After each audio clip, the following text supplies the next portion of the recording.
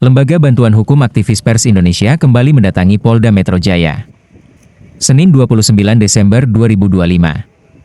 Kedatangan tersebut memunculkan harapan baru setelah muncul kabar bahwa gelar perkara khusus atas kasus dugaan penipuan dan penggelapan akan segera dilakukan dalam waktu dekat. Kasus tersebut menimpa Melani Setiadi, klien yang didampingi Lembaga Bantuan Hukum Aktivis Pers Indonesia melalui pendamping hukumnya, Julianta Sembiring. Perkara yang sebelumnya dilaporkan ke Polres Metro Jakarta Selatan itu diketahui telah dihentikan penyidikannya, sehingga memicu upaya lanjutan dari pihak pendamping hukum untuk mencari kepastian dan keadilan. Langkah mendatangi Polda Metro Jaya ini dilakukan sebagai bagian dari proses pengawasan terhadap penanganan perkara, sekaligus menindaklanjuti permohonan gelar perkara khusus yang telah diajukan.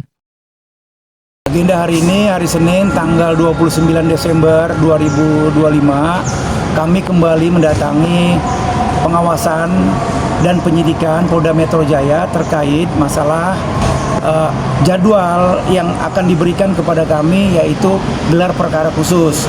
Tadi sempat juga kami menunggu cukup lama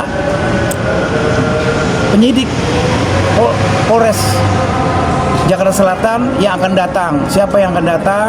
Ternyata yang datang adalah Pak Fajar, penyidik yang lama menangani perkara Ibu Melani Setiadi, ya.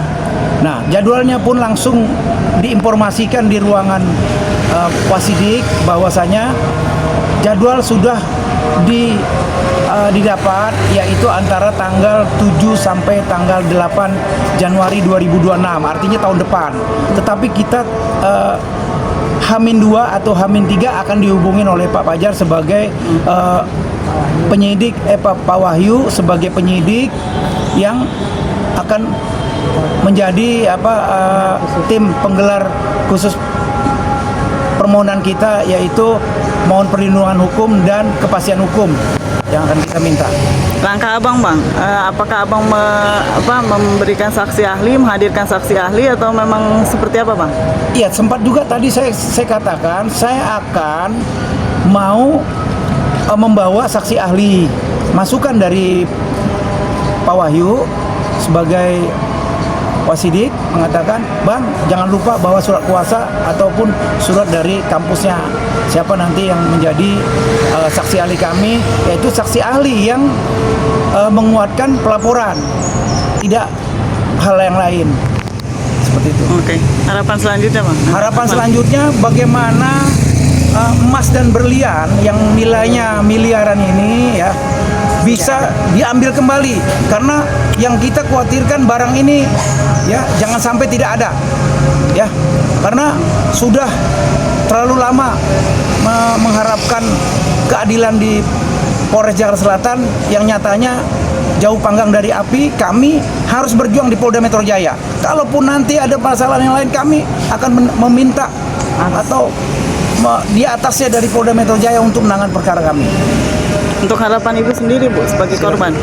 Saya mengharapkan dimana jelas sekali siapapun orang bodoh pun juga tahu bahwa kasus saya ini dijolimin dan dikriminalisasi. Itu jelas. Dia bilang katanya Pak Fajar tadi salah ketik. Itu bukannya orang sekolah. Bukannya orang nggak sekolah pun juga tidak perkataan demikian. Bukan sekali dua kali penyidik. Dia bertahun-tahun jadi penyidik. Pengalaman sudah banyak, dan kesalahan satu huruf aja nggak boleh, apalagi ini banyak sekali kesalahan.